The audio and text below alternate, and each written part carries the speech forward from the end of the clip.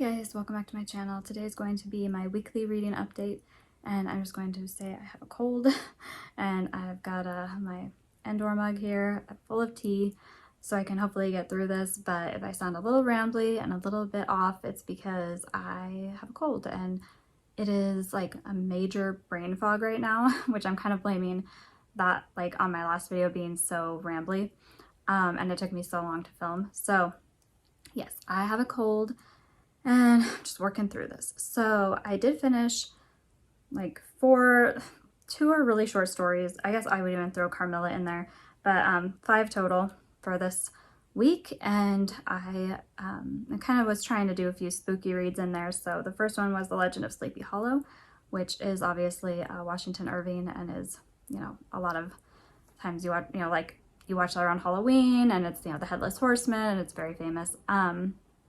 And I liked it. I will say it made me feel like the Disney version of that was one of the best adaptations ever, because it really captures the whole character of Ichabod Crane and his even the singing, and his obsession with food and stuff is very much part of that story. And then obviously his rivalry with the other guy in the town for the main girl. But yeah, short story, interesting. Not really a ton to say about it, but I recommend it. It was fun for, like a October Halloween read. The Yellow Wallpaper, I also finished right here. This one is good, Charlotte Perkins Gilman, and this is also just a short story, but it's really good about a woman who is kind of been taken to a house to recover, and we don't know much about her illness. It seems heavily implied that she has some kind of postpartum depression, but it wouldn't have been as well known back then. And then how she kind of has this descent into madness and the things that contribute to that. Very good, very well written, highly recommend it. It's so quick to read, but it is really gripping. So I recommend that one. The next one would be After the Funeral by Agatha Christie. And that's another really good one, but it's not my favorite of the Hercule Poirot series. I'm so sorry, I know I'm butchering it every time I say it. It's fine, and I thought it was an interesting story, and I will say I didn't guess everything, so that always is good. When you get, the mystery at the end and you're not really sure what it is and who did it. So it was good, but basically there's this funeral for a guy who, a wealthy guy who dies, and so his sister blurts out that, oh, we all know it was murder, basically. She says something along the lines of oh, the family's hushed it up really well that he was murdered. And then some bad things happen after that, obviously. And it all comes back to this, what happened after the funeral, and then these things that happened to the family. And so there's a lot, sorry, my hair's wet from the shower.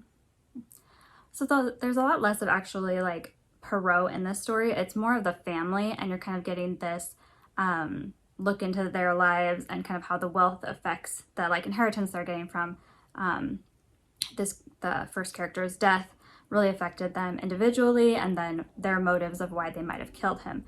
So it's a good story, and obviously anything Agatha Christie I really like for the most part, and then I really love the Hercule Poirot series. So yeah, it was a good one. And then Carmilla, which I have thoughts about because I'm a huge fan of the original Dracula, and I didn't feel I didn't have much of a connection to Carmilla. It was fine, and I think the overall writing was good, and definitely there were some parts where I thought, oh, that's really good writing, kind of a little bit flowery, but really good, and it was pretty quick and a good story. But there's not much characterization that happens, whereas it's quite the opposite of the original Dracula, where all the characters, and all the characters are really fleshed out, and you have the Van Helsing character, and then the American character, and Jonathan and Mina Harker. So you have much more connection to these characters, whereas with Carmilla, I didn't feel that as much, and it was hard for me to feel connected to these characters because so little about them. It's about a female vampire, which is quite obvious. This is not really a spoiler, but there will be mild spoilers. So if you don't want to know anything about it, go read it. I do recommend. It's interesting. And this vampire, she gets taken in by these people, basically, that her mother, who we're not really ever led to know who this person is that's kind of like acting as her mother figure. I'm assuming it's maybe another vampire, but she like meets these people. Her carriage is going down the road and crashes or something, and then she's like, please take my daughter, I need to go, I can't be delayed. And so they take her daughter, and then the man who ends up taking her in has a daughter her age, so they're like very close and instantly have this connection and all this. And then as the story progresses, you're realizing that Carmilla, this vampire girl, is killing people around the town and also slowly killing the main daughter, the daughter of the guy who's taken her in. This is all probably sounding way more convoluted than it is because I'm sick. But the thing that got me about this, and I think is interesting, is that there's a lot of commentary now about like the sexuality aspect of this because it's a woman vampire who preys on women. And I didn't really feel that. If that's the interpretation that you like, okay. But with me, it was very much explained at the end that Carmilla this is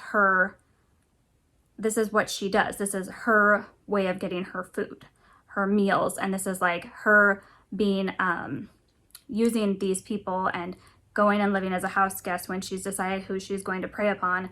It's like her slowly savoring these meals. And that really, kind of took any kind of like sexuality aspect completely away from me, because it was just like she was obviously only doing this for food. And it's kind of described as this love affair with her food. She doesn't actually care about these girls and has no love for them. Vampires are always very sexualized, but I didn't really feel that. And I think the whole explanation at the end is like, yes, she does this. Like when she wanted to eat, just to eat, she would just kill people. But when she wants to enjoy her meals, she goes and lives with the people. And it's actually quite creepy when you think of it that way, that she's going and living in these houses and getting to know them. And all of that makes the meal better for her.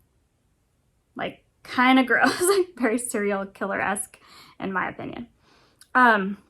But yeah, that was Carmilla. It's very well written. Like I said, it's an interesting read. And I think as one of like the earlier vampire, books, it's quite worth it, to read it. It's good. And finally, this was a 11th hour one because I finished this last night. Animal Farm by George Orwell. And I will say, much like Brave New World, I could never say I enjoyed this book. I didn't enjoy it, but I definitely think you should read it. It's so well written and so well done, and I just like the ending scene. I'm still thinking about it.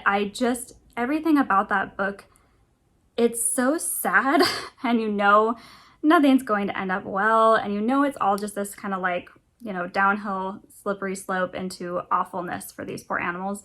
But it's just a great book. It's well written. Everything is so well done, and it makes you think. And I think that's the point of this book. I'm still thinking about it. I was having last night, I just was like, whoa, it still gets me.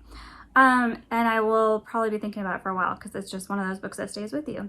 Obviously this is a book, with very heavy political overtones. It's not like, he's hiding what he's doing here, but, it's, I think, very important read, and I definitely would recommend it.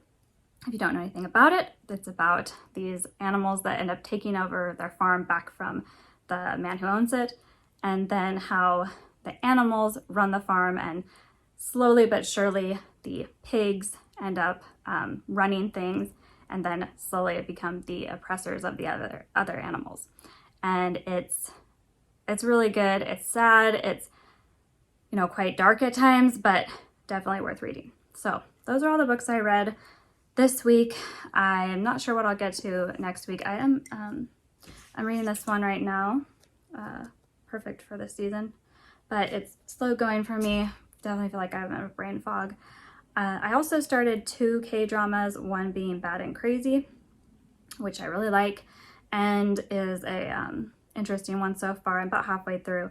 And then I started Business Proposal, which I know is based off of I want to say a webtoon, and it's been really good. I'm only a couple episodes in, but I will say they're really leaning into like the lighthearted, more fun aspects of like what a manga or webtoon would be.